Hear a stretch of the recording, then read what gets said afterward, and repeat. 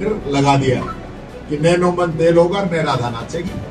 नए कोई कंपनी या कोई एम्प्लॉई 88 लाख रुपए की फीस जमा करेगा, नहीं अमेरिका के जाके वो काम कर पाएगा। तो ये बहुत बड़ा जो है अमेरिका जिस प्रकार से तानाशाही कर रहा है। इससे पहले ट्रम्प टैरिफ उन्होंने लगा दी, उससे पहले वो कह रहे हैं कि हमने सीज फायर करा दिया। तो ये जो सारी चीजें हैं, इन पे मोदी जी को जवाब तो देना चाहिए। भारतीय जनता पार्टी को देश की जनता से सच्चाई बतानी चाहिए कि आज देश के हालात क्या हो रहे हैं, क्या हमारी विदेश नीति है। जहां पाकिस्तान के साथ जब युद्ध हुआ, एक भी देश हमारे साथ आके नहीं खड़ा हुआ। जो चीन हमारी धरती पे आके हमारे सैनिकों को मार के हमारी जमीन पे कब्जा किए बैठा है, आज उसके साथ हम जा रहे हैं। एक बार तो बाइकाट चाइना कर रहे थे, चाइना का सामान नहीं आना चाहिए, चाइना ये है, चाइना वो है, अब चाइना जाके बात कर रहे हैं। तो क्या आपकी विदेश नीति है, किस प्रकार की सरकार की सोच है, ये मैं जानना चाहता हूँ। बताएं तो सही। और अभी तक कोई बयान नहीं आया, न विदेश मंत्री का है, न प्रधानमंत्री जी का है कि अमेरिका किस प्रकार से टैरिफ लगा रहा है, उस पर सरकार क्या करेगी। राहुल गांधी जी ने तो पहले दिन कहा था कि ये जीएसटी की जो स्लैब आपकी है ये सही नहीं है, तर्क संगत नहीं है, न्याय संगत नहीं है। तो उनकी बात आज आपने मानी है, पहले ही मान लेते तो देश के अंदर इतना जनता पे बोझ नहीं डलता। दूसरा मैं कहना चाहूंगा कि मोदी जी कहते थे ट्रम्प माय फ्रेंड और बहुत बड़ी बड़ी बातें करते थे।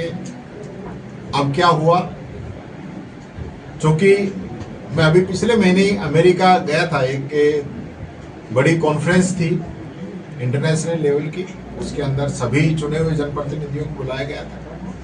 मैंने अमेरिका को काफी नजदीक से देखा। आज जिन लोगों से मैं वहां पे मिला था, आज मेरी उनसे वापस बात हुई, वो लोग घबराए हुए हैं। जो $1,000 की फीस थी, अब वो $1,00,000 की फीस HB1 जो वीजा है उसमें लगा दी। इसका मतलब सीधा सीधा ये है कि उन कंपनियों को जो भारतीयों को अपने यहाँ पे नौकरी पे रखना चाहते हैं, उनको 88 लाख रुपए की फीस पहले भरनी पड़ेगी और सैलरी तो अलग है। तो इसका मोटा मोटी असर आप समझ सकते हो कि किसी को, और चुनाव को फिर अटकाते ये लोग। तो हमारे लोग वहीं पे मौजूद रहे कि ये लोग आएंगे तभी हम भरेंगे, इसलिए हम लोगों ने नहीं भरे, क्योंकि यहाँ पे बहुत बड़ी साजिश के तहत ये सारा काम किया जा रहा है डेयरी का। जैसे आपने देखा होगा ना कि भाई हमारे चुने हुए जो जनप्रतिनिधि थे उनसे इस्तीफे दिलवाए गए। कोई चुना हुआ इस्तीफा देता है क्या?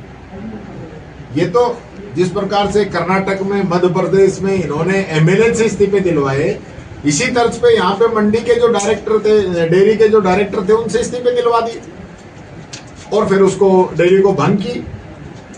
और उसी आधार पे अब तुरंत जो है, जो नामांकन जो जिस प्रकार से कराया गया है, अभी तक पूरी क्लैरिटी नहीं है कि जो वोटर लिस्ट जारी हुई है वो किस तरीके से ये इन्होंने जारी की है। और पहले चुनाव होते थे, अब उसी तर्ज पे कर रहे हैं कि उसको चेंज कर रहे हैं। बहुत से सवाल हैं इसके अंदर कि आप सारी चीजें अपने हिसाब से जो कराने लग रहे हो, ये मामला हम कोर्ट में भी लेके जाएंगे। अगर ये सही तरीके से नहीं करेंगे तो आगे हम कोर्ट में भी इसकी लड़ाई लड़ेंगे। लेकिन सर अभी भी लोग पहचान नहीं पा रहे हैं अपने आप में कि इन्होंने नामांकन कांग्रेस से भरा क्यों नहीं, अभी तक समझ में नहीं आ पा रहा है। चलो बीजेपी वाले तो लेट आए, आप भी इंतजार कर रहे हैं। बीजेपी के पास ज्यादा डायरेक्ट